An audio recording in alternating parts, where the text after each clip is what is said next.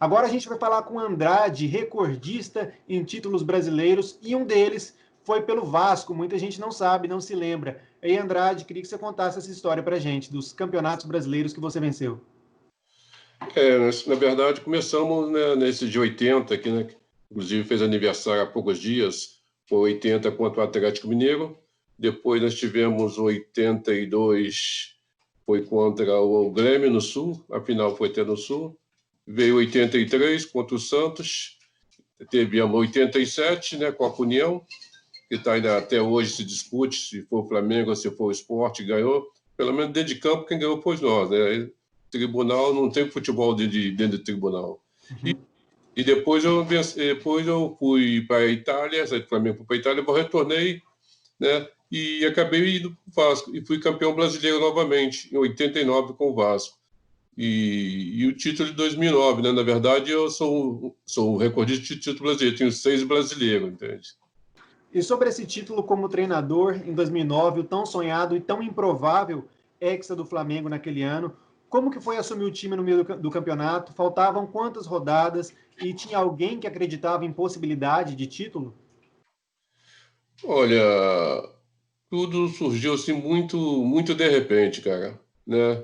O Cuca era o treinador e de repente as coisas começaram a não caminhar bem, não dar certo e, e o Cuca saiu e me chamaram e falaram, ó, você vai assumir interinamente e até chegar um novo treinador, como sempre aconteceu.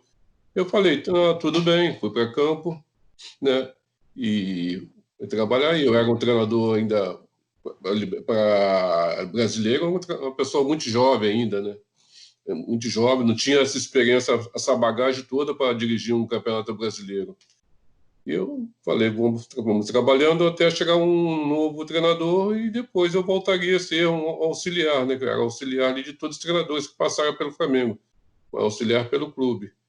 E aí as coisas começaram a acontecer, né? Começaram a acontecer, a torcida se empolgou, sabe que a torcida do Flamengo começaram a gritar o meu nome no Maracanã, fica Andrade, fica Andrade.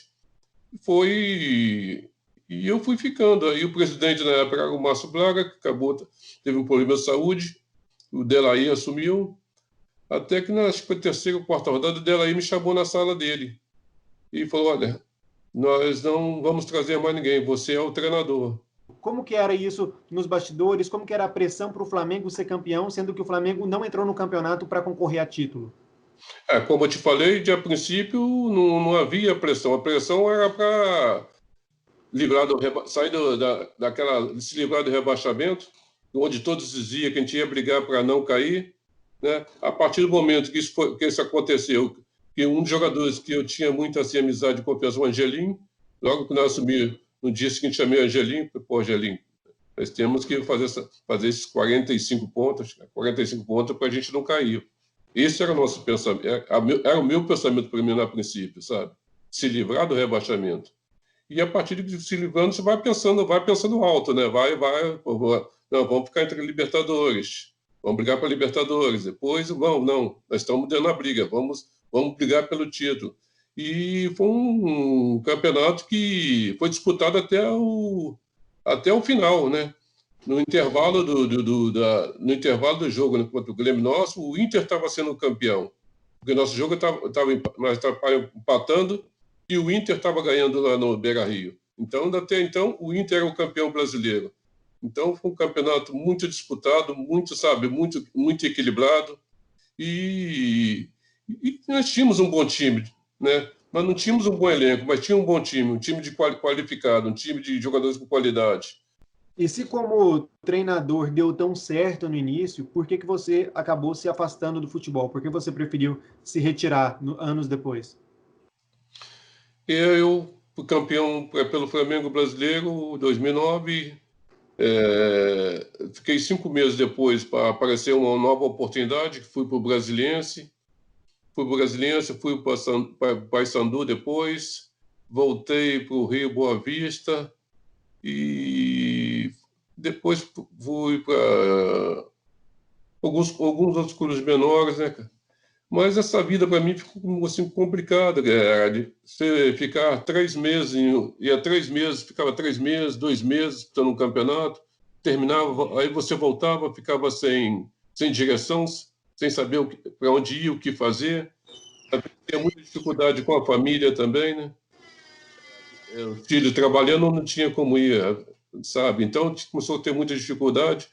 Mas, cara, com alguns clubes desses que eu passei, fiz um bom trabalho, Brasiliense fiz um bom trabalho, São João da Barra fizemos um bom trabalho lá também, mas essa coisa de trabalhar 3 meses, depois só sem saber o que vai acontecer durante os outros tempos, sabe? O que eu vou fazer, cara? Não sabia, ficava sem rumo, sem destino.